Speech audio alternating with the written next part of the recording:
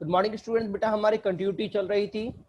चलिए बात करते हैं बेटा। लास्ट क्लास में बेटा हमने ये चीज पढ़ लिया था, टू एंड मोर फंक्शन, ठीक है ना। हमारा बेटा अगला टॉपिक था कंटिन्यूटी ऑफ कंपोजिट फंक्शन, ठीक है ना। जरा समझिएगा, if g x is a continuous at x is equal to a, then f x is a continuous at g a, then g f of g x is continuous at x is equal to a. इसका मतलब क्या है बेटा कि अगर मेरे पास जी x जो function है वो x is equal to a पे अगर कंटिन्यूअस है, क्या है, x is equal to a पे अगर वो कंटिन्यूअस है, तो जो एफ एक्स फंक्शन होगा वो जी ऑफ ए पे कंटिन्यूअस होगा, ठीक है ना। और जो एफ एक्स है वो जी ऑफ ए पे कंटिन्यूअस है, ठीक है ना। तो बेटा एफ जी एक्स कंटिन्यूअस होगा ए पे। इसको जरा मतलब समझना कि ये सिंपल सी बात है कि भैया मेरे पास एक फंक्शन क्या है, एक फंक्शन है जी, ठीक है। आपने इसमें इनपुट दिया एक्स, तो बेटा मेरा आउटपुट क्या निकलेगा, मेरा आउटपुट निकलेगा जी एक्स। क्लियर हुआ नहीं हुआ?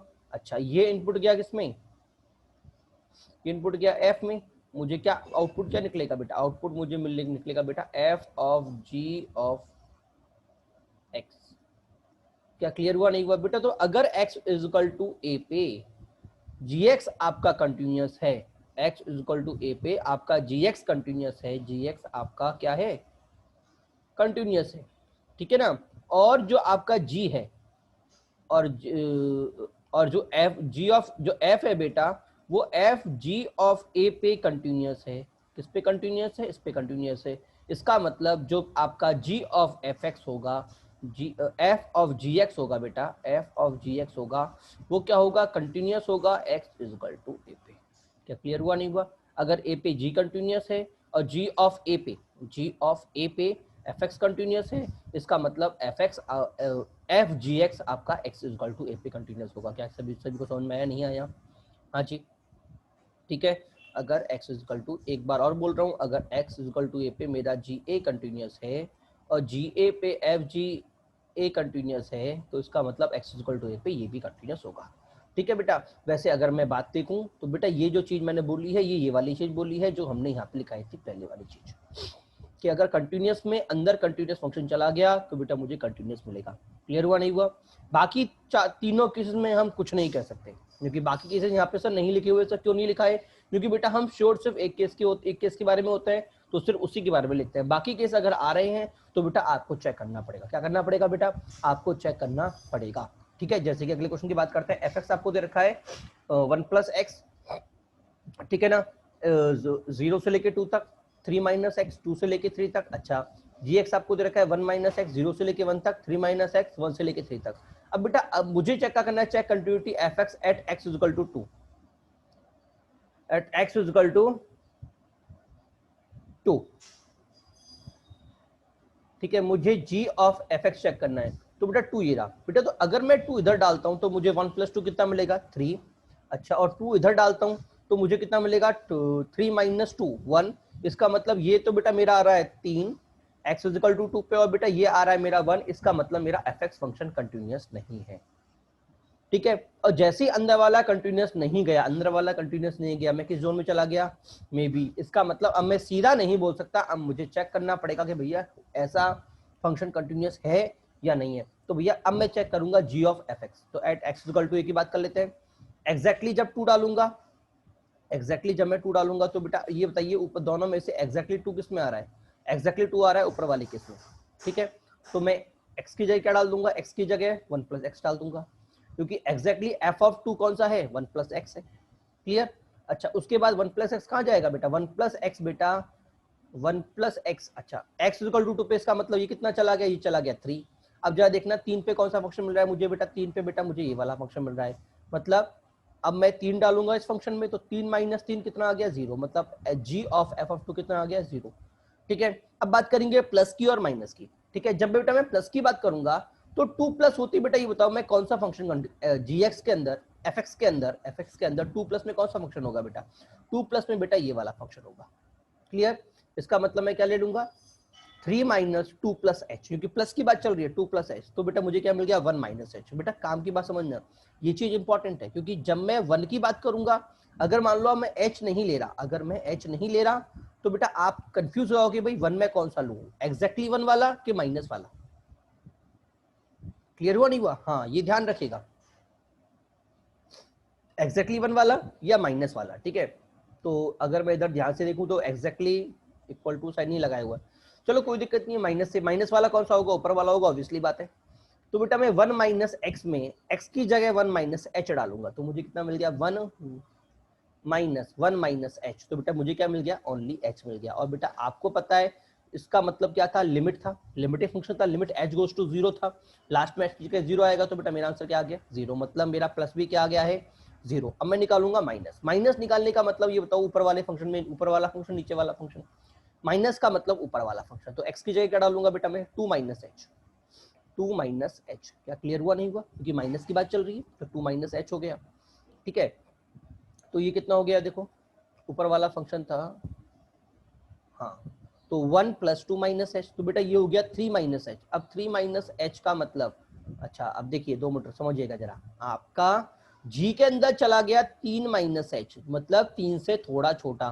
तो भैया मैं जी के अंदर वो वाला फंक्शन लूंगा जो 3 से थोड़ा छोटा है। तो 3 से थोड़ा छोटा कौन सा है बेटा, ये वाला फंक्शन। तो मैं क्या लूंगा, 3 माइनस एक्स लूंगा। क्लियर हुआ, नहीं हुआ। तो मैंने क्या किया, 3 माइनस एक्स में 3 माइनस एच डाल दिया, 3 से 3 कट गया बेटा, फिर से एच आ गया, आंसर क्या है, 0। इसका मतलब एफ ऑफ 2 माइनस भी 2 था, 0 था, प्लस भी 2 था, और एग्जैक्टली एफ ऑफ 2 भी बेटा क्या था, 0 था। इसका मतलब जी ऑफ एफ एक्स कंटिन्यूस होगा एक्स इज इक्वल टू 2 पे। क्या सभी को समझ में आया, नहीं आया। अब देखो अंदर वाला फंक्शन कंटिन्यूस नहीं था, फिर भी बाहर वाला फंक्शन ओवरऑल कंटिन्यूस चला गया। तो ये चीज ध्यान रखिएगा कि अगर कभी भी ऐसा होता है तो आप एक बार चेक करोगे। क्लियर हुआ, नहीं हुआ। अगर ऊपर वाला केस आया था तो सीधा बोल दो कि भैया फंक्शन मेरा कंटिन्यूस होगा, ठीक है ना, सब कंटिन्यूस में कंटिन्यूस पक्का कंटिन्यूस होगा, ठीक है। बट अगर ऐसा आता है तो बेटा आपको चेक करना पड़ेगा। क्या क्लियर हुआ, सभी को, नहीं हुआ।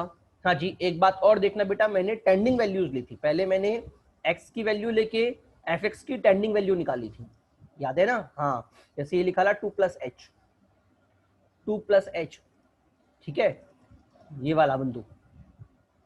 हाँ जी, जब मैंने 2 प्लस एच लिया, 2 प्लस एच किसमें लिया था बेटा, मैंने इसमें लिया था, तो मैंने एक्स की टेंडिंग वैल्यू ली, और बेटा यहां से मुझे मिला था 1 माइनस एच। तो ये जो बिंदु थी वो किसकी वैल्यू थी, वो बेटा जीएक्स के लिए इनपुट था, मतलब मैं उसके लिए अब ये वाली कंडीशन चेक करूंगा, 1 माइनस एच मतलब ये वाली कंडीशन। क्लियर हुआ, नहीं हुआ। हाँ बेटा, बहुत अच्छे क्वेश्चन बनते हैं, बच्चे कई बार कंफ्यूज भी होते हैं। दिक्कत हो तो आप मुझसे व्हाट्सएप पे कॉल करके पूछ भी सकते, मतलब व्हाट्सएप पे मैसेज डाल के पूछ सकते हैं।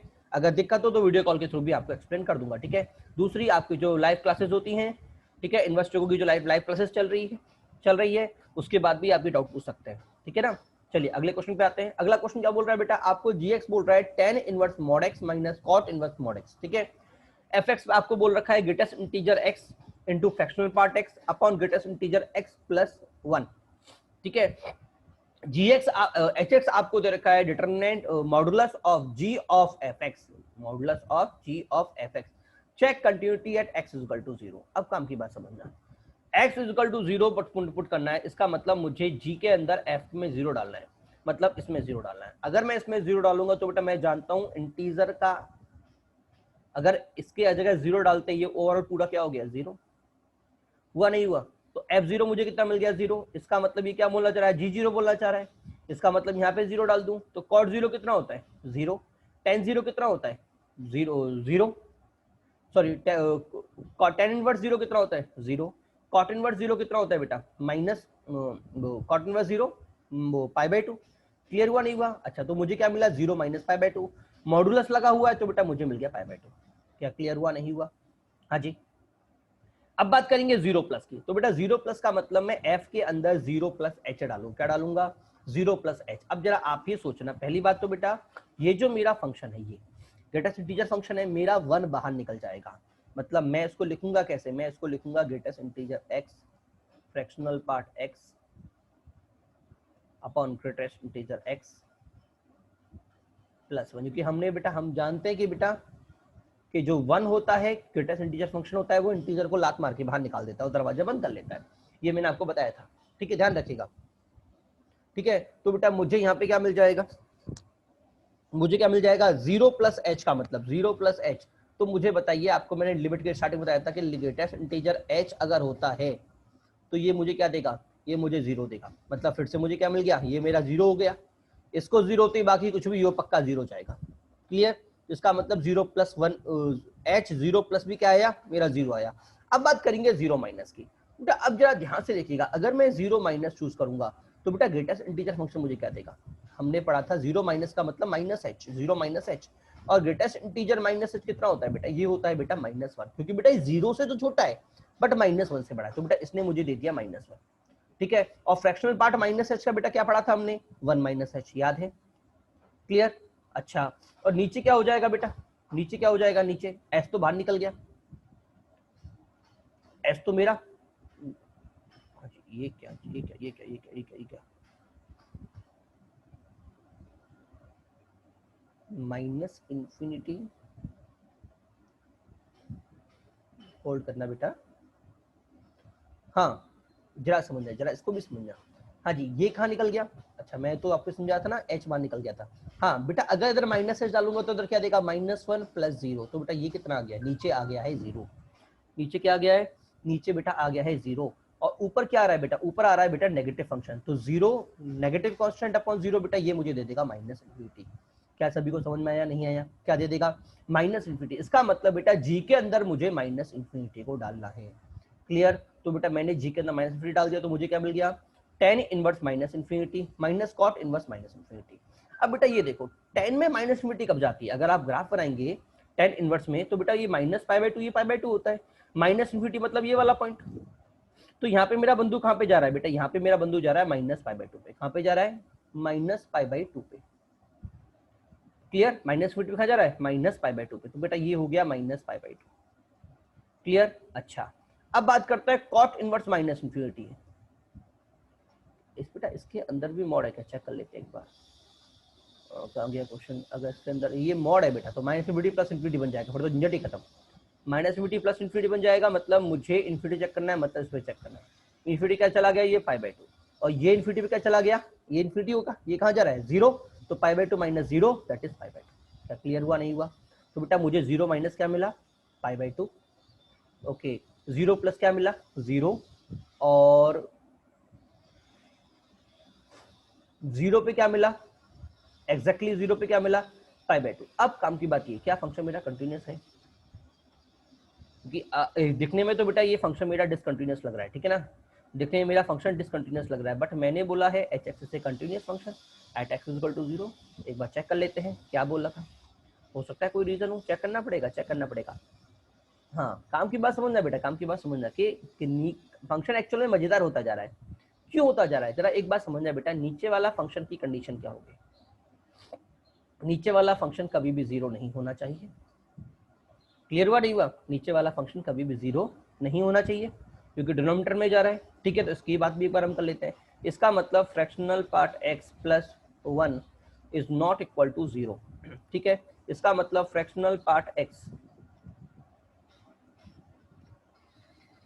x प्लस वन, पहले इक्वल टू जीरो की बात कर लेते हैं, बाद में उसे हटा देंगे। अच्छा, तो ये कब आएगा, इसका मतलब ये बिंदु जीरो से लेके कहाँ तक होगा, जीरो से लेके वन पे ओपन हो जाएगा, ठीक है। अगला काम क्या होगा बेटा, माइनस वन को हटाना, माइनस वन को हटा दिया, इधर चला गया माइनस वन, और बेटा इधर चला गया मेरा जीरो। इसका मतलब मैं इस डोमेन की एक्स को नहीं ले सकता, क्या क्लियर हुआ, नहीं हुआ। इसका मतलब अगर मैं ये पूरा फंक्शन लिख रहा हूँ तो मुझे बात बोलनी पड़ेगी कि एक्स जो होगा वो बिलोंग्स टू आर होगा, माइनस में क्या, माइनस में माइनस वन से लेके जीरो तक की वैल्यू को, और मुझे जीरो पे चेक करना है। तो बेटा अगर मैं देखूं तो जीरो पे मैं चेक कर सकता हूँ, जीरो प्लस पे मैं चेक कर सकता हूँ, बट बेटा जीरो माइनस मेरे डोमेन में ही नहीं आता, और मैंने कहा था कंटिन्यूटी हम सिर्फ डोमेन में चेक कर सकते हैं। तो बेटा जीरो माइनस पे मुझे क्या मिल रहा है, देखो जीरो माइनस पे बेटा मुझे मिल रहा है पाई बाई टू, ठीक है। तो जीरो प्लस पे बेटा मुझे क्या मिल रहा है, जीरो प्लस पे मुझे मिल रहा है जीरो, तो जीरो माइनस का तो साइंस ही खत्म हो गया, क्योंकि नेगेटिव में तो हम चेक ही नहीं कर सकते, ठीक है। तो जीरो प्लस की बात करेंगे, जीरो प्लस पे जीरो, जीरो पे पाई बाई टू, इसका मतलब फंक्शन मेरा डिसकंटिन्यूस हो जाएगा, इज नॉट कंटिन्यूस। इंप्रूव कर दीजिएगा बेटा इसको, is not continuous.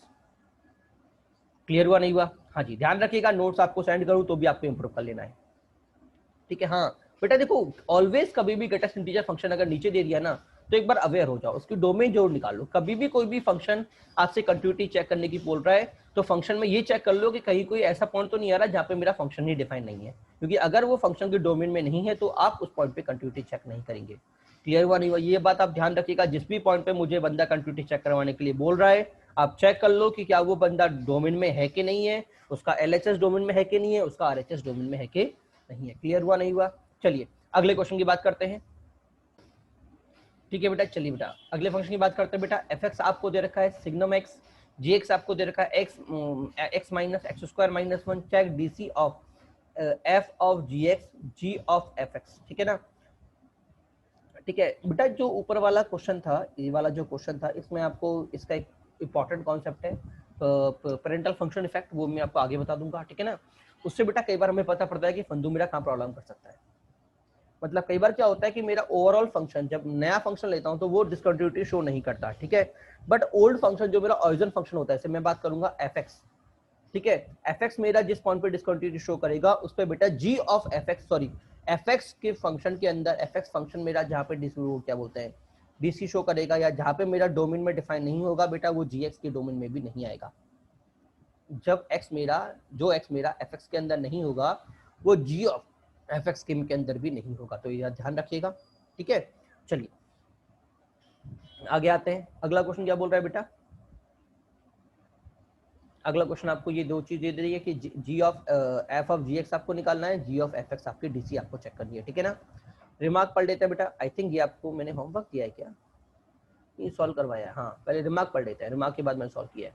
10x sec x are continuous in its domain but discontinuous in R. ध्यान रखिएगा, 10 sec कंटिन्यूअस होते हैं डोमेन के अंदर, बट अगर आर में बात करें तो डीसी हो जाता है, ठीक है। बट हम कंटिन्यूटी की बात सिर्फ डोमेन में करते हैं तो इसलिए कंटिन्यूअस बोलूंगा, ठीक है। e की पावर x cos की पावर 1/x sin की power 1/x are discontinuous at x equal to 0। बेटा x इक्वल टू 0 पे जो फंक्शन बनता है वो फ्लक्चुएटिंग बनता है। आपको याद हो तो मैंने बताया था कि साइन का जो 1/x का ग्राफ होता है तो फ्लक्चुएटिंग हो जाता है, क्योंकि x0 जाने पे बेटा फंक्शन मेरा अंदर वाला फंक्शन इंफिनिटी को टेंडिंग करता है, और साइन इंफिनिटी फ्लक्चुएटिंग फंक्शन होता है, ठीक है। तो बेटा मतलब मैं बात तो एक तरह से बिल्कुल मतलब बहुत ज्यादा फ्लक्चुएटिंग बनेगा यहाँ पे, ऐसे ऐसे ऐसे ऐसे ऐसे ऐसे करेगा, और जैसे आगे बढ़ते जाएंगे ना, ये जो प्रॉपर इंटरवल होगा वो थोड़ा थोड़ा सी ऐसी होता चला जाएगा। बट स्टार्टिंग में एकदम एकदम बिल्कुल झिकझैक होगी, बिल्कुल एकदम हैवी फंक्शन होगा, ठीक है ना। हाँ, तो ये ध्यान रखिएगा। आगे क्या बोल रहा है, लॉग एफ एक्स और signum f x are DC where f x is 0, ठीक है। ऑलवेज ट्रू नहीं है बट मोस्टली डीसी होता है, ठीक है। जैसे मैंने आपको कहा था कि ग्रेटेस्ट इंटीजर फंक्शन इंटीजर पे डिसकंटिन्यूअस होता है, बट कुछ एक्सेप्शन भी निकले थे हमारे पास, ठीक है। तो ये बात आप ध्यान रखिएगा। अगला क्या बोल रहा है, greatest integer function and fractional part function is DC at every integer, तो ये भी ध्यान रखिएगा। बॉर्डर पे हमको चेक करना पड़ेगा कि हमको कहाँ चेक करना है, ठीक है। सेम इधर भी होगा कि हमको बॉर्डर पे चेक करना पड़ेगा, ठीक है। चलिए अब इस क्वेश्चन की बात करते हैं। सिग्नम फंक्शन में मैंने क्या बोला था, DC where f x is equal to 0, ठीक है। इसका मतलब बेटा जहां पे एफ एक्स मेरा 0 होगा मैं से वहीं पे सेट करूंगा। तो डाउट पॉइंट कौन कौन से, ये 0 कब हो रहा है, 0 पे, ये कब हो रहा है 1 पे, और ये कब हो रहा है -1 पे। मतलब बेटा मैं इस बंदू को इन तीनों पॉइंट पे ही चेक करूंगा, ठीक है। तो बेटा सबसे बेस्ट ये कि बजाय इसको पढ़ने के ग्राफ बना लो, क्योंकि इनिक्वलिटी बन जाएगी भाई। इनिक्वलिटी जा रही है ना ये, अगर मैं इसके पॉइंट बनाता हूँ तो क्या जाएगा -1, देखो अगर मैं बनाता हूँ तो -1 0 +1, तो पहला पॉजिटिव, दूसरा नेगेटिव, तीसरा पॉजिटिव और चौथा नेगेटिव। और हम जानते हैं सिग्नम के अंदर अगर पॉजिटिव आया तो ऑलवेज 1 देगा, तो देखो 1 दे रहा है। 1 पे 0, तो 1 पे बेटा एग्जैक्टली यहाँ पे गोला गोला हो जाएगा। उसके बाद नेगेटिव तो -1 देना स्टार्ट कर देगा। उसके बाद 0 पे 0 हो जाएगा, ठीक है। उसके बाद 0 के +1 देना स्टार्ट कर देगा। -1 पे 0 और बेटा फ्री था। बेटा अब अगर मैं चेक करूँ तो कितने पॉइंट डीसी गए बेटा, 3 पॉइंट डीसी गए, 1 2 3। क्लियर हुआ नहीं हुआ? हाँ जी। अब बात करते हैं, तो ये हो गया फॉक फंक्शन, एफओजी हो गया। अब करते हैं जियो एफ एक्स, मतलब सिग्नम के अंदर। तो सिग्नम एफ एक्स एक्स की जगह signum f x -1 signum f x +1, ठीक है। अब बेटा फिर से अगर मैं ध्यान दूं तो ये प्रॉब्लम कब कर सकता है बेटा, ये प्रॉब्लम कर सकता है एक्स इक्वल टू 0 पे, एक्स इक्वल टू 0 पे, क्योंकि जहां पे भैया मेरा पॉजिटिव से नेगेटिव जाएगा वहां पे बंधु पॉजिटिव क्रिएट करेगा। सिग्नम फंक्शन कहां पे प्रॉब्लम क्रिएट करेगा, जहां पे बंधु नेगेटिव से पॉजिटिव जाएगा, ठीक है, मतलब 0 पे। तो x 0 पे ये 0 हो जाएगा। x 0 से अगर बड़ा होगा तो सिग्नम मुझे 1 देगा, तो ये 1 इधर 1 -1 1 0 और ये 2, तो फिर से ओवरऑल क्या आ गया 0। अच्छा जब 0 से छोटा होगा तो -1 देगा, तो ये हो गया -1, इधर भी -1 और इधर होगा बेटा -1 +1 मतलब 0, और तीनों पे क्या है बेटा वैल्यू इक्वल। इसका मतलब ये क्या हो जाएगा, कंटिन्यूअस, ठीक है। इसका मतलब इस फंक्शन के अंदर एफ जी एक्स क्या बोलते हैं कंटिन्यूअस नहीं है, बट ये मेरा कंटिन्यूअस है। क्लियर? और अगर आप ध्यान से देखें तो आपका ये वाला फंक्शन कंटिन्यूअस नहीं है। तो पहले वाले में अंदर वाला कंटिन्यूअस है, बाहर वाला कंटिन्यूअस नहीं है। इस वाले में अंदर वाला कंटिन्यूअस नहीं है बट बाहर वाला कंटिन्यूअस है। ठीक है, हाँ तो चेक करना पड़ेगा। ठीक है, अगला क्वेश्चन आपको दे रखा है एफ एक्स सिग्नम जी एक्स, आपको ये दे रखा है, आपको फिर चेक करनी है जी ऑफ एफ एक्स। बेटा ध्यान रखिएगा, कभी भी अगर ऐसा आता है तो आपको फैक्टर करना है, देखो ये कर लिया, या फिर आपको फैक्टर करना है, और अगर क्वाड्रेटिक दे रखी है तो सीधे डी चेक कर लेना है। अगर डी ऑलवेज पॉजिटिव आया, ऑलवेज नेगेटिव आया, इसका मतलब ऑलवेज पॉजिटिव का मतलब, अगर डी पॉजिटिव मतलब सॉरी अगर डी नेगेटिव आया इसका मतलब ग्राफ मेरा या फंक्शन मेरा या फिर तो ऊपर होगा या सिर्फ नीचे होगा, और अगर ऐसा हुआ तो बेटा वो ऑलवेज कंटिन्यूस होगा, क्योंकि वो कभी भी जीरो को कट नहीं करेगा। क्लियर, चलिए अगले की बात करते हैं। अगला आपको दे रखा है बेटा f x is equal to sine greatest integer x plus 5 pi upon fractional part का whole square into greatest integer x plus 9 का होल स्क्वायर, चेक कंटिन्यूटी और डीसी। बेटा पहली बात तो अगर आप इसको ध्यान से देखें फंक्शन को, ये ऑलवेज कंटिन्यूस होगा। क्यों होगा पता है? क्योंकि इसका मतलब क्या होता है, ग्रेटेस्ट इंटीजर का मतलब होता है इंटीजर, और इंटीजर का मतलब होता है एन पाई। क्या होता है? एन पाई। और एन पाई होने का मतलब क्या होता है बेटा? N pi sine n pi zero होता है। नीचे वाला बिंदु ऑलवेज पॉजिटिव, तो एन पाई अपन पॉजिटिव जीरो, इसका मतलब ये कांस्टेंट फंक्शन हो गया, एक तरह से ही कंटिन्यूस हो गया। तो बेटा ध्यान रखना, ये फंक्शन एक कांस्टेंट फंक्शन होता है इस तरह का। एग्जामिनर कई बार पागल बनाया था, क्योंकि ये मुझे ऑलवेज जीरो देगा। तो ध्यान रखना, ग्रेटेस्ट इंटीजर फंक्शन और ये पाई अगर दे देता है साइन में और टेन में, तो सीधे आंसर जीरो हो जाएगा, ध्यान रखिएगा। ठीक है, आस पड़ोसी चाहे कितना भी क्यों ना चल रहे हूँ, मल्टीप्लाई डिवाइड वाले, बट जीरो होते हैं, जीरो इंटू समथिंग और zero divided by something zero ही होता है। ठीक है ना, चलिए अगले क्वेश्चन में चलते हैं बेटा। अगला हेडिंग है बेटा single point of continuity. Single point of continuity क्या होती है? सिंगल पॉइंट ऑफ कंटिन्यूटी होती है, पहली बात तो क्या देख लेते हैं, draw graph of f x is equal to 1 when x is a integer, और -1 when sorry fx is equal to 1 when x is a rational number, और -1 when x is a irrational number, and check continuity। बेटा ध्यान रखिए, बेटा इसका मतलब क्या, देखो जीरो मेरा रेशनल नंबर है तो जीरो पे 1 देगा, बट जीरो से जैसे मैं आगे जाऊंगा मुझे क्या मिल जाएगा? एक रेशनल फंक्शन मिल जाएगा। ठीक है, तो वो मुझे -1 देगा। फिर अगला फिर से रेशनल, फिर से रेशनल, तो बेटा एक तरह से ऐसे मिलेगा, एक पहले ऊपर फिर अगला नीचे, फिर अगला ऊपर फिर अगला नीचे, फिर अगला ऊपर फिर अगला नीचे, तो डॉटेड लाइन मिलेगी, डॉटेड लाइन। ठीक है, इसका मतलब ये ग्राफ मेरा कंटिन्यूअस नहीं होगा, it is a discontinuous function. Clear हुआ नहीं हुआ? अगला क्वेश्चन देखिए, fx is equal to x when x is a q rational number, 1 - x when x is a irrational number is continuous, find x। अगर आपको बोल रहा है भाई ये कंटिन्यूअस है, तो ये कंटिन्यूअस कब हो सकता है? अब आप ये बताओ, इस फंक्शन को मैं कंटिन्यूअस कब मान सकता हूँ? जब ये दोनों लाइन सेम हो जाए। सेम होने का मतलब ये दोनों चीज मेरी एक हो जाए, तो मैं क्या करूंगा, मैं दोनों को इक्वेट कर दूंगा। इसका मतलब x is equal to 1 - x, तो बेटा मेरा x आ गया 1 x इज इक्वल टू 1/2। क्या सभी को समझ में नहीं आया? क्लियर हुआ नहीं हुआ? तो लिख लीजिएगा, rational and irrational number are always alternate to each other. ये मैंने आपको फंक्शन में बताया होगा।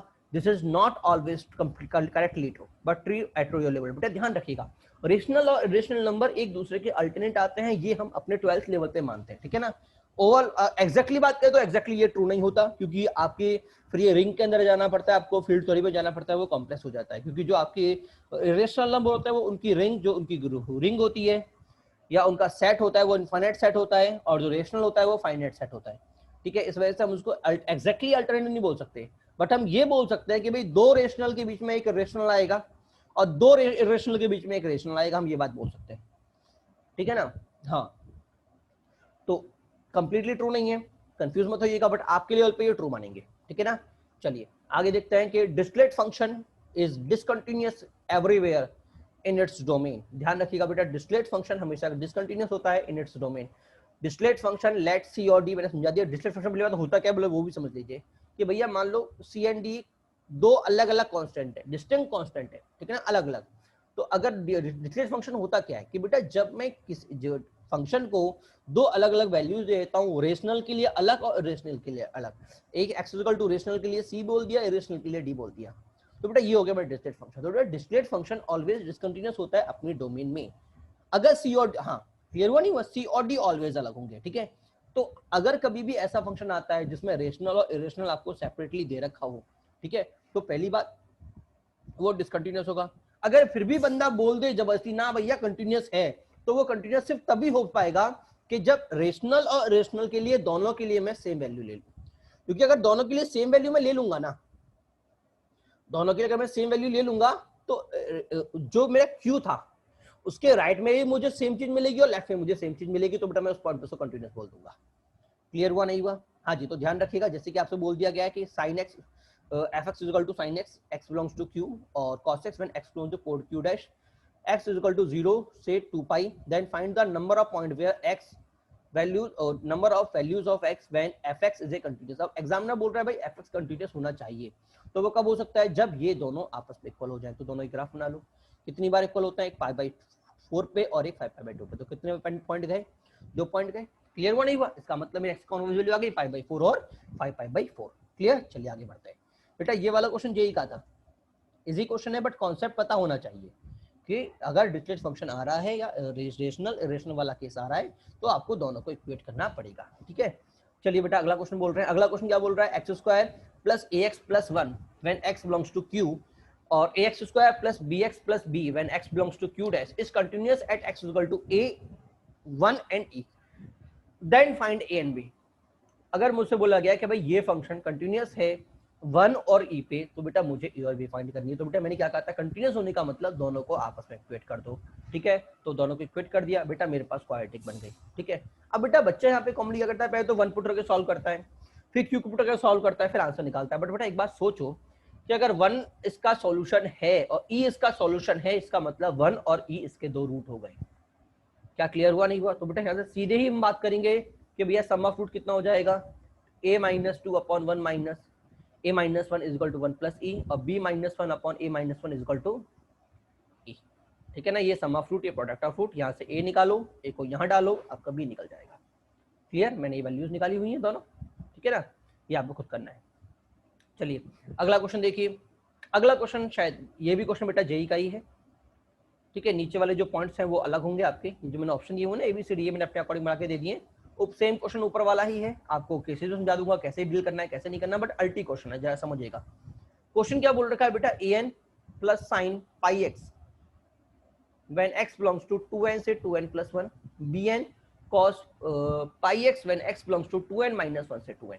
ठीक है, तो बेटा आपसे कहा गया कि भैया कंटिन्यूटी चेक करो। तो पहली बात तो बेटा अगर मैं इनको देखता हूँ पूरे फंक्शन को, तो बेटा मेरा पहला जो डिस्कंटिन्यूटी जा रही है वो जा रही है बेटा 2n पे, इस पे जा रही है बेटा 2n पे।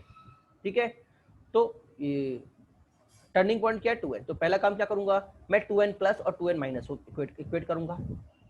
ठीक है ना, एफ एक्स कंटिन्यूअस की बात चल रही है, तो बेटा पहला काम क्या होगा? ये हो जाएगा an cos 2n, x की जगह 2n डालना है, बाकी ये तो an ही रहेगा। हाँ जी, 2n पाई और इधर भी cos 2n पाई। बेटा cos 2n पाई कितना होता है? 0। sin 2n पाई कितना होता है? 0। cos 2n पाई कितना होता है? 1। तो बेटा मुझे यहाँ से क्या मिल गया? an minus bn is equal to 1। Clear हुआ नहीं हुआ? पहला रिजल्ट हमारा प्रूफ।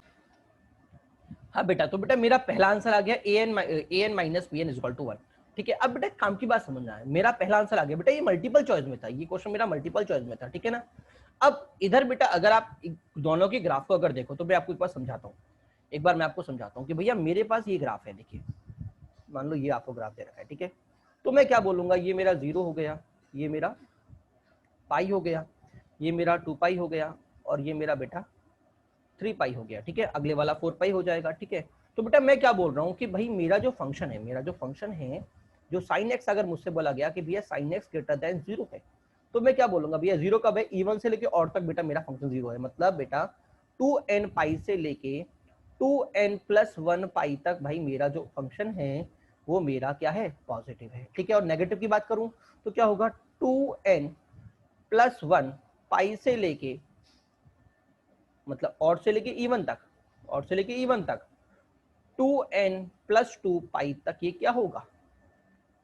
नेगेटिव रहेगा। देखो n को 0 डालो, ये आ गया 1 और ये आ गया 2 पाई, मतलब पाई और 2 पाई पे नेगेटिव है। ठीक है, अब बेटा एक बात इधर काम की बात उठती है कि हमने इस बार जो डील किया बेटा, वो हमने इसको लेके रेफरेंस लेके किया।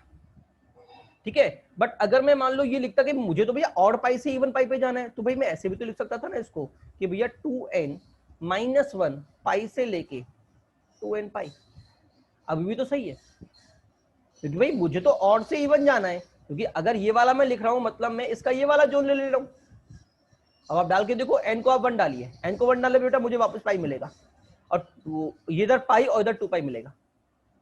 और 0 डालने बेटा ये वाला मिलेगा इंटरवल माइनस पाई से लेके 0 का। अगर मैं 0 डालता हूं, इसमें 0 डालने बेटा मुझे ये वाला इंटरवल मिलेगा माइनस पाई से लेके 0 का, और ऊपर वाले में 0 डालने पे बेटा मुझे ये वाला इंटरवल मिलेगा पाई से लेके 2 पाई तक।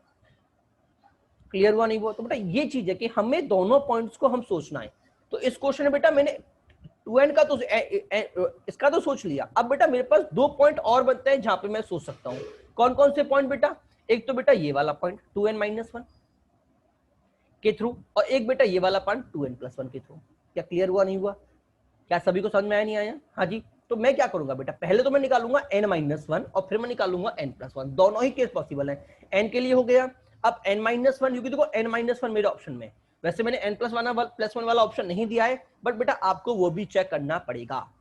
क्लियर हुआ नहीं हुआ? अगर ऑप्शन में वो आ रहा है तो ठीक है। तो पहला काम क्या होगा, मैं n को n-1 से रिप्लेस कर दूंगा। तो बेटा इधर क्या हो जाएगा, 2n-1 ये हो जाएगा। हाँ, अब एक बात और समझना कि भाई n-1 अगर मैं करूंगा, ठीक है, तो n-1 से ये दो तो अलग अलग हो जाएंगे। अब ये दो अलग अलग हो जाएंगे। ये कितना हो जाएगा, ये हो जाएगा 2n-1 + 1, तो बेटा ये हो जाएगा 2n-1।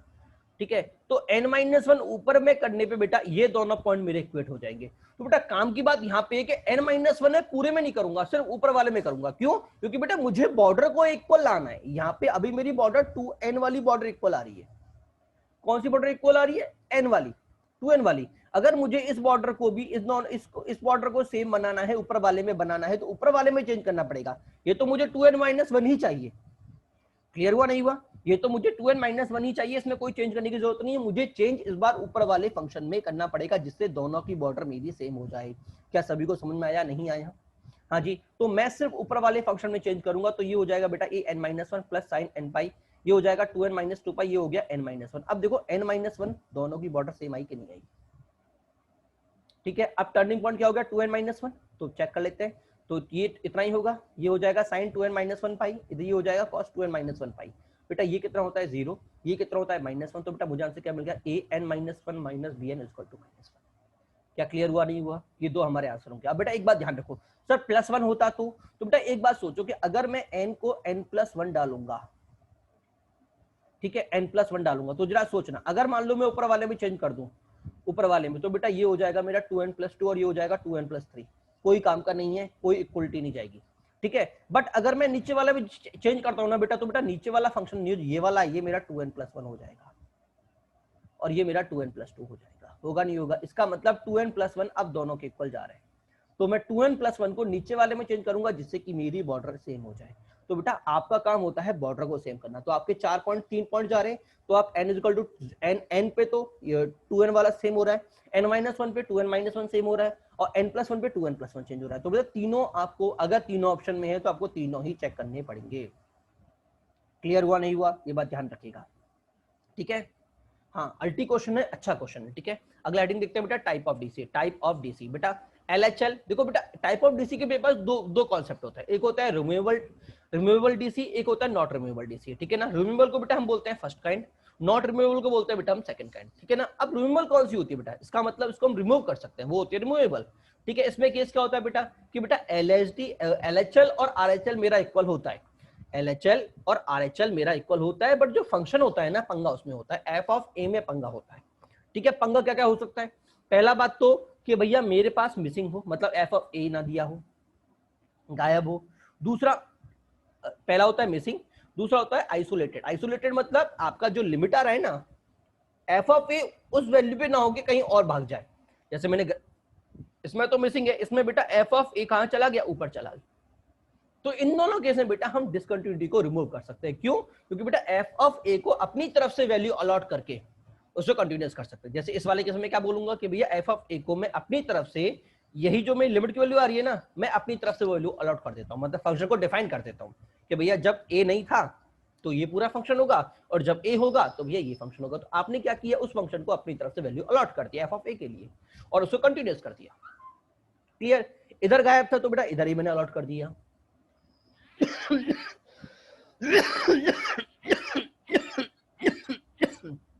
तो ये हो गया मिसिंग, ये हो गया आइसोलेटेड। मिसिंग कब होती है, जब f of a does not exist हो। आइसोलेटेड क्या होती है कि जब f ऑफ a उसके बराबर ना हो। दोनों किसे बेटा हम डीसी को रिमूव कर सकते हैं, ठीक है। इसको बोलते हैं LHL is equal to RHL, ठीक है। दूसरा होता है LHL is not equal to RHL। अगर LHL और RHL इक्वल ही नहीं है तो बेटा मैं कुछ अलॉट नहीं कर सकता, मुझे फंक्शन ही चेंज करना पड़ेगा, ठीक है। ये भी दो तरह की होती है, एक होती है फाइनाइट डीसी, एक होती है बेटा इनफाइनाइट डीसी, और एक और होती है फ्लक्चुएटिंग डीसी, आइसोलेशन डीसी, ये रहा आइसोलेटरी, ठीक है। आप समझना होती कौन होती है। फाइनाइट डीसी क्या होती है कि भैया LSD आपका ये हो और RSD ये अलग हो, मतलब LSD और RSD अगर आपके इक्वल नहीं आ रहे तो बेटा मैं उसको बोलूंगा फाइनाइट। फाइनाइट का मतलब इक्वल नहीं है और दोनों की वैल्यू आपकी फाइनाइट है, मतलब LSD भी फाइनाइट है, RSD फाइनाइट है, बट दोनों की वैल्यू इक्वल नहीं है। इनफाइनाइट डीसी में क्या होता है बेटा, इनफाइनाइट में दोनों में से कोई एक या दोनों LSD और LSD नहीं LHL और RHL दोनों या दोनों में से कोई एक अगर इंफिनिटी को अप्रोच कर जाती है, ठीक है, तो बेटा वो भी डिसकंटिन्यूअस होगा। जैसे ये वाला क्वेश्चन है, देखो यहाँ इंफिनिटी अप्रोच कर रहे हैं, इसका मतलब ये भी डिसकंटिन्यूअस हो गया। लिमिट को मैं तभी मानूंगा जब LHL और RHL दोनों इक्वल हों और वो भी फाइनाइट हो। इन्फिनिटी पे इनको इक्वल नहीं मानूंगा क्योंकि इन्फिनिटी को हम इक्वल नहीं ले सकते, ठीक है। और तीसरा आइसोलेशन, आइसोलेशन का मतलब होता है 1/sin x, एकदम फ्लक्चुएट कर जाना, मतलब जब मेरा sin x टेक्स्ट को टेंडिंग करेगा, जीरो को टेंडिंग करेगा, ठीक है, तो जीरो को टेंडिंग करने पे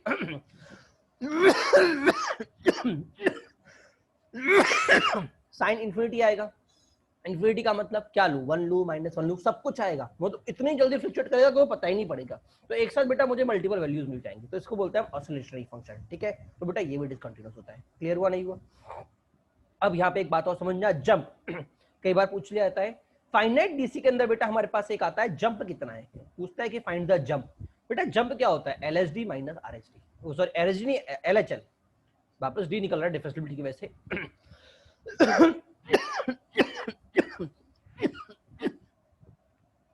LHL माइनस RHL बेटा मेरा होता है जंप। ये कब निकलता है, जब फाइनाइट डीसी होती है। तो LHL माइनस LHL का मोड ध्यान रखिएगा क्योंकि पॉजिटिव लेके चलना है, ठीक है। चलिए क्वेश्चन देखते हैं। आपको fx दे दिया है सिग्नम x, gx दे दिया है x into x square minus, ये ऑलरेडी कराया था, ये वाला क्वेश्चन याद है। तो बेटा इसमें जंप कितना होगा, बेटा इसमें जंप हो जाएगा 2।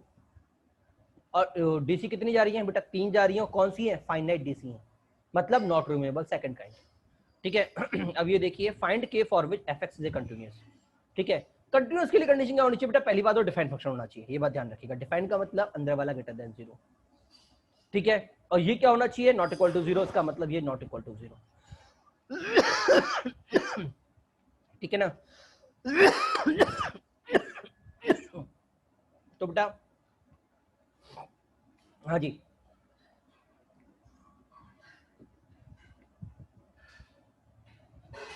चलिए क्वेश्चन पे आते हैं, 2 मिनट। चलिए बेटा तो बेटा ये फंक्शन मेरा ऑलवेज ग्रेटर देन 0 होना चाहिए। तो बेटा इसका मतलब क्या होना चाहिए, डी मेरा लेस देन इक्वल टू 0 होना चाहिए, ठीक है। D is less than equal to 0 क्योंकि ऑलवेज पॉजिटिव चाहिए, नेगेटिव नहीं चाहिए, ठीक है ना। तो क्या हो जाए, k square minus 4 less than equal to 0।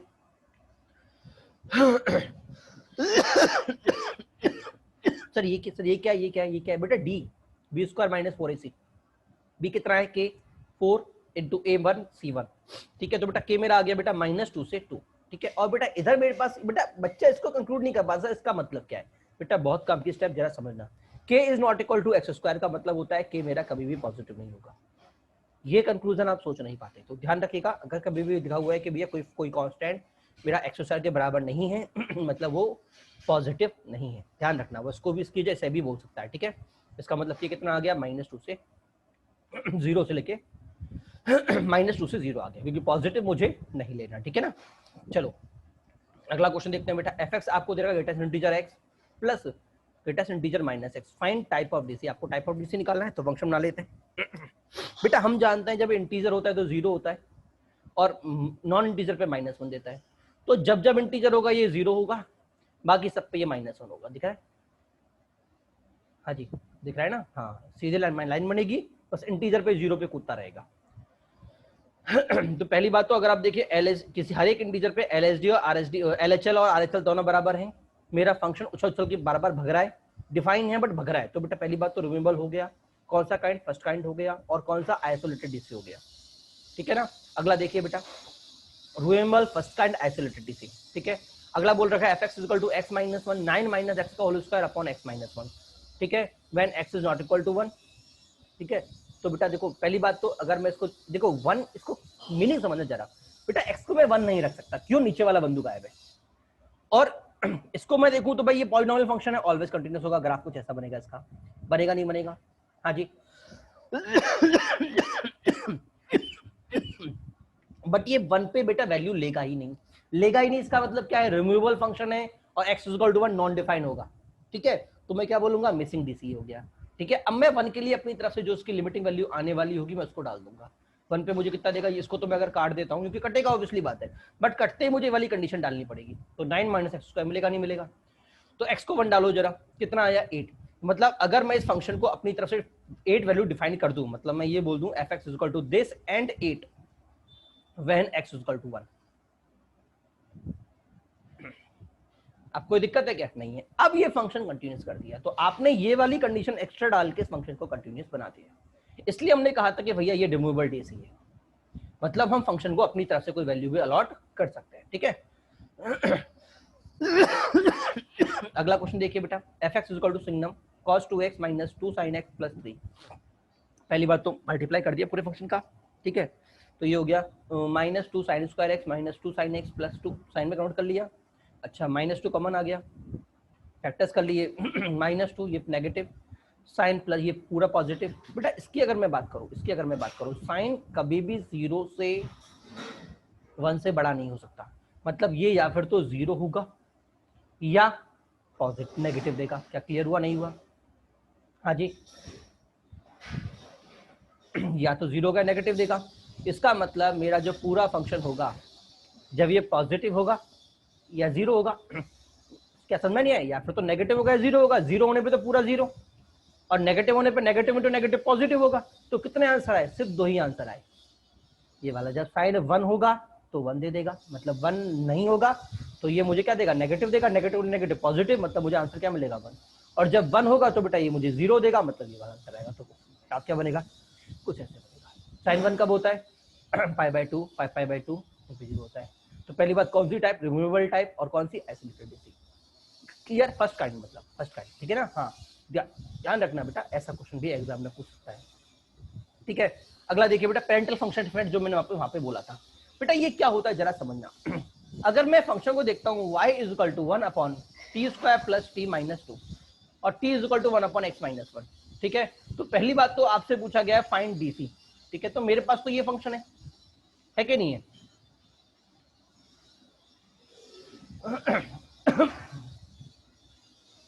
इससे पहले जरा पहले तुम ये क्वेश्चन देख लीजिए एक बार, आपको दे रखा है बेटा 1 upon log mod x find point of DC, find point of DC. तो बेटा डीसी का मतलब क्या होता है, पॉइंट ऑफ डीसी आता है जब डिनोमिनेटर मेरा 0 होता है, मतलब सिग्नम मॉड एक्स मेरा 0 नहीं होना चाहिए, इसका मतलब बेटा मॉड एक्स मेरा 1 नहीं होना चाहिए, इसका मतलब बेटा मेरा एक्स प्लस माइनस 1 नहीं होना चाहिए। क्या क्लियर हुआ नहीं हुआ। तो बेटा अब बच्चा यहाँ पे 2 पॉइंट बोल के भाग जाता है कि सर पॉइंट ऑफ डीसी मेरे 2 होंगे, एक्स इक्वल टू 1 और एक्स इक्वल टू -1, ठीक है। बट वो एक बात भूल जाते हैं कि भाई ये पूरे फंक्शन में ये एक्चुअल में we also check the parental function, भाई ये एक्चुअल में कंपोजिट फंक्शन है। क्या है, कंपोजिट फंक्शन है। कंपोजिट फंक्शन कैसे, क्योंकि भैया एक्चुअल में यहाँ पे एफ एक्स था 1 अपॉन एक्स और जी एक्स आपके पास क्या था बेटा, जी एक्स आपके पास था लॉग मॉड एक्स। क्या क्लियर हुआ नहीं हुआ, हाँ जी एक्स आपका ये वाला फंक्शन था। तो ये एक्चुअल में ये क्या है, ये एफ ऑफ जी एक्स है, एफ ऑफ जी एक्स है, that is 1 upon log mod x. Clear हुआ नहीं हुआ। तो बड़ा ध्यान रखना तुम भैया, मुझे अपने पेरेंटल फंक्शन की भी डिसकंटिन्यूटी चेक करनी पड़ेगी, मतलब ये जब डीसी देगा तो भाई मेरा एफ एक्स भी डीसी देगा। नॉर्मली एफ एक्स में ये चीज देखने पे मॉड एक्स इक्वल टू 0 पे डीसी देता है, हम जानते हैं ना, ये एक्स इक्वल टू 0 पे डीसी देता है। हमने पढ़ा था ना कि जस्ट नेबरहुड पे हम चेक कर लेते हैं, इसकी डोमेन होती है 0 से लेकर इन्फिनिटी और 0 इसका नेबर है, तो नेबर पे डीसी देता है, आपको पता है, ठीक है। अब प्रॉब्लम क्या है कि ये दिखने में हमको यहाँ पे नहीं दिखता भैया एक्स इक्वल टू 0 पे डीसी दे भी सकता है, बट हमको इतना ध्यान देना पड़ेगा कि जो भी मेरा उस फंक्शन का पेरेंटल फंक्शन है कहीं वो तो डीसी नहीं दे रहा, अगर वो डीसी दे रहा होगा बेटा तो मेरा पंगा क्रिएट कर देगा। तो बेटा ध्यान रखिएगा, आपको पेरेंटल फंक्शन को भी ध्यान देना है, मतलब वो मेरा फंक्शन या फॉक फंक्शन में जो अंदर वाला फंक्शन है उसका डीसी क्या है भाई, मुझे वो भी चेक करना है। क्लियर हुआ नहीं हुआ? तो बेटा यहाँ पे मेरे कितने पॉइंट आ गए, 3 पॉइंट आ गए, प्लस माइनस 1 0। तो यहाँ पे लिखा हुआ है f of g x is also DC at the point where g x is DC. मतलब एफ ऑफ जी एक्स मेरा वहां पे डीसी देगा जहां पे जी एक्स डीसी होगा। Whether at that point f of g x may not be show DC. ये काम की बात बोल रहा हूं कि भैया हो सकता है एफ ऑफ जी एक्स वहां पे डीसी शो ना करे। जो हम कंडीशन लगाते हैं उन कंडीशन के अकॉर्डिंग वहां पे कोई डीसी शो ना करे, बट फिर भी मेरा वो फंक्शन वहां पे डीसी दे देगा अगर मेरा अंदर वाला फंक्शन डिसकंटिन्यूअस है। तो ध्यान रखिएगा। क्लियर हुआ नहीं हुआ? क्योंकि एक्चुअल में आप तो उसको सिंप्लीफाई करके लेके आ रहे हो। सिंप्लीफाई किया तो आपने काफी चीजें कैंसिल आउट कर दी, इसको मॉडिफाई कर दिया। तो जब मैंने यहाँ पे कंडीशन लगाई तो कंडीशन के अकॉर्डिंग मुझे x = 0 यहाँ पे नहीं मिल रहा था, बट एक्चुअल में मिलता है। एक्चुअल में मिलता है सर। एक्चुअल में कैसे मिलता है? देखो ग्राफ इसका एक्चुअल में ये होता है, ये होता है मॉड ग्राफ लॉग एक्स का। जैसे मैं इसका डिवाइड करूंगा ना, तो डिवाइड करने का मतलब समझना। डिवाइड बेटा जब हम जाते हैं, जब ये 0 होगा, ये वाला फंक्शन वहां पे इन्फिनिटी अप्रोच करेगा, तो ये 0 कहां पे हो रहा है, 1 पे और -1 पे हो रहा है, नहीं हो रहा? अच्छा तो जरा देखना 1 पे 0 हो रहा है, तो इधर से कहां से आ रहा है, ये पॉजिटिव 0 अप्रोच कर रहा है। 0 पे कहां से अप्रोच कर रहा है, पॉजिटिव से। तो ये कहां पे जाएगा, ये पॉजिटिव 0 की तरफ एंडिंग कर रहा है, मतलब 0 प्लस। तो 1/0 प्लस कितना होता है, पॉजिटिव इन्फिनिटी। बेटा ये हो गया पॉजिटिव इन्फिनिटी। और ये कहां से अप्रोच कर रहा है बेटा, 0 के नेगेटिव साइड से, मतलब -0 से अप्रोच कर रहा है। तो ये क्या दे देगा मुझे, इसके जस्ट इसके राइट में मिलेगा मुझे प्लस इन्फिनिटी, लेफ्ट में मिलेगा माइनस इन्फिनिटी। सेम यहाँ पे इधर से पॉजिटिव से तो प्लस इन्फिनिटी, इधर से माइनस से तो नेगेटिव माइनस इन्फिनिटी। ठीक है, अब सर 1 पे तो निकल गया, बट जो मेरा ये बिंदु जहां पे डीसी दे रहा था ना, ये डीसी रहता भैया मुझे x = 0 पे दे रहा था। ठीक है, अब 0 पे इन्फिनिटी जा रहा है, तो 1 ऑफ इन्फिनिटी कितना होता है, 0 होता है, नहीं होता? इसका मतलब ये ऐसे जाएगा और ये ऐसे आएगा। और बेटा हम 1/इन्फिनिटी को अप्रोक्सीमेटली 0 बोलते हैं, कभी भी 0 होता नहीं है एग्जैक्टली, क्योंकि आप कितना ही बड़ा नंबर करते जाओ वो उसके टुकड़े करते जाएगा, एग्जैक्टली 0 नहीं करेगा, तो पूरा खत्म नहीं करेगा। तो बेटा मुझे 0 पे गोला काटना पड़ेगा। क्या सभी को समझना नहीं? क्योंकि एग्जैक्टली इन्फिनिटी कभी अप्रोच नहीं करता, तो एग्जैक्टली 0 कहां से अप्रोच कर देगा? क्लियर? तो कितने डीसी गए, 3, एक -1, एक 1 और एक 0। क्लियर हुआ नहीं हुआ? हाँ जी, ये चीज काम की है। अगला पॉइंट देखिएगा, fx आपको दे रखा है 1/x - 1, then find out DC in f of x। ठीक है, अब देखो पहली बात हो, अगर मैं इसको निकालना स्टार्ट करता हूं, देखो मेरे पास fx ये था, f of x बेटा मेरे पास ये आ गया, f of x को सिंपल किया तो मेरे पास ये आ गया। ठीक है, अब कई सारे बच्चे ये निकाल लेते हैं और सीधे इसकी डीसी चेक करते हैं। बेटा इसकी डीसी शो करिए, ओनली नीचे वाला 0 नहीं होना चाहिए, मतलब 3/2 पे, बाकी पॉइंट पे ये डीसी शो नहीं कर रहा। ठीक है, बट फिर भी डीसी देगा, क्यों? क्योंकि इसके पेरेंटल फंक्शन है ना, ये दोनों डीसी जहां पे शो करेंगे वहां पे इसको भी डीसी शो करना पड़ेगा। क्या क्लियर हुआ नहीं हुआ? तो पेरेंटल फंक्शन कौन कौन सा है, एक ये वाला था, ये इतना डीसी शो कर रहा है देखो 2 पे, और ये कहां कर रहा था, ओरिजिनल फंक्शन x = 1 पे। तो एक्चुअल में कितने पॉइंट गए, 3 पॉइंट गए, 1, 2 और 3/2। तो पॉइंट ऑफ डीसी कितने हुए, 3। काम का पॉइंट है बेटा, ध्यान रखिएगा। कंपोजिट फंक्शन में आपको ध्यान रखना है कि जहां पे मेरा जी डीसी देगा वहां पे मेरा एफ जी एक्स भी डीसी देगा ही देगा। ठीक है, अब पहला क्वेश्चन था, तो ये क्या हो गया, एफ जी एक्स, ये हो गया जी एक्स। तो जहां पे ये डीसी देगा वहां पे इसको डीसी देना ही पड़ेगा, और जहां पे ये डीसी देगा वो तो मैं गिनूंगा ही गिनूंगा। तो पहला काम तो ये नॉट इक्वल टू 0 होना चाहिए, इसका मतलब t is not equal to -2 और एक -1। अब ये काम की बात हम समझना कि बेटा यहाँ पे मैंने बोला कि भैया t मेरा -2 -1 नहीं होना चाहिए, बट मुझे आंसर तो x में निकालना है। तो -2 कौन नहीं होना चाहिए भाई, -2 ये नहीं होना चाहिए, ना कि x की बात करूंगा मैं, और -1 ये नहीं होना चाहिए, ना कि t की बात करूंगा मैं। इसका मतलब मैं क्या बोलूंगा, 1/x - 2 is not equal to -1। Clear हो? तो यहां से क्या निकला, that is x is not equal to 1/2। Clear? और ये 1 नहीं होना चाहिए, इसका मतलब ये बिंदु 1 नहीं होना चाहिए, इसका मतलब x मेरा 0 नहीं होना चाहिए। तो बच्चे कॉमनली यही 2 पॉइंट बोल के छोड़ के चले आते हैं, सर 1/2 और 0 नहीं होना चाहिए। बट एक्चुअल में बात ये है कि भैया जहां पे मेरा बेसिक फंक्शन था ना t कहां पे डीसी दे रहा है, x = 1 पे, तो बेटा इसको भी मुझे काउंट करना पड़ेगा। तो टोटल पॉइंट ऑफ डीसी कितने चले गए, 3। ठीक है ना? हाँ ठीक है, चलिए बेटा आपका कंटिन्यूटी चैप्टर कंप्लीट है। अगला चैप्टर स्टार्ट करेंगे हम डिफरेंशिएबिलिटी। बेटा देखिए एक्चुअल में आपका जो 5वां चैप्टर चल रहा है अभी, ये लिमिट, कंटिन्यूटी, डिफरेंशिएबिलिटी, जो आपके बुक के अंदर दे रखा है, वो हमारे अंदर देखो लिमिट हम कवर अप करते हैं, जो आपका 11th का टॉपिक था वो हमने कवर अप किया। अब इसके अंदर बेटा आपके अकॉर्डिंग वो एक चैप्टर है, बट हमारे अकॉर्डिंग वो 3 पार्ट्स में बटा हुआ है। पहला कंटिन्यूटी कंप्लीट हो चुका है, दूसरा डिफरेंशिएबिलिटी, अभी हम उसे स्टार्ट करेंगे अगले टॉपिक में। उसका आएगा बेटा एमओडी, मेथड ऑफ डिफरेंशिएशन। ठीक है ना? उसके बाद आपका ये चैप्टर नंबर 5 तब कंप्लीट होगा। तो हमारे लिए बेटा उस एक चैप्टर के बेटा 4 पार्ट है, लिमिट, कंटिन्यूटी, डिफरेंशिएबिलिटी और मेथड ऑफ डिफरेंशिएशन। क्लियर हुआ नहीं हुआ? उससे अगला चैप्टर आपको बेटा एओडी है, एप्लीकेशन ऑफ डिफरेंशिएशन। तो उससे पहले बेटा मेथड ऑफ डिफरेंशिएशन भी आता है, ठीक है ना। लिमिट सबसे लार्जेस्ट था, सबसे बड़ा लिमिट था, उसके बाद बेटा तीनों चैप्टर आपकी कंपैरेटिव छोटे जाएंगे। क्लियर हुआ नहीं हुआ? तो आपके 2 पार्ट पूरे हो चुके हैं। तीसरा डिफरेंशिएबिलिटी भी इतना बड़ा नहीं है, आपने देखा होगा कंटिन्यूटी काफी जल्दी हमारा फिनिश अप हुआ, ठीक है। तो डिफरेंशिएबिलिटी भी काफी जल्दी फिनिश अप होगा, छोटा चैप्टर है, बड़ा चैप्टर नहीं है, ठीक है ना। अगली क्लास होगी तो बेटा हम स्टार्ट करेंगे डिफरेंशिएबिलिटी क्या होती है क्या नहीं होती, ठीक है, उस पर बेस्ड क्वेश्चन बेटा। और एक बात और बेटा, इस चैप्टर में बेटा अगर मुझसे कोई पूछा जाए तो बेटा डिफरेंशिएबिलिटी सबसे इंपॉर्टेंट पार्ट है, क्योंकि जेई में जो क्वेश्चन पूछा जाएगा बेटा इन तीनों में से डिफरेंशिएबिलिटी में से सबसे ज्यादा पूछता है। क्यों? इसमें सब चीजें आती है, लिमिट भी आती है, कंटिन्यूटी भी आती है, डिफरेंशिएबिलिटी आती है, इसलिए बेटा ये इंपॉर्टेंट ज्यादा है। क्लियर हुआ नहीं हुआ? चलिए बेटा, और कोई डाउट हो तो आप मुझसे व्हाट्सएप पे मैसेज डाल के, कॉल करके आप मुझसे पूछ सकते हैं, कोई दिक्कत की बात नहीं है, ठीक है। चलिए बेटा, बाय बेटा।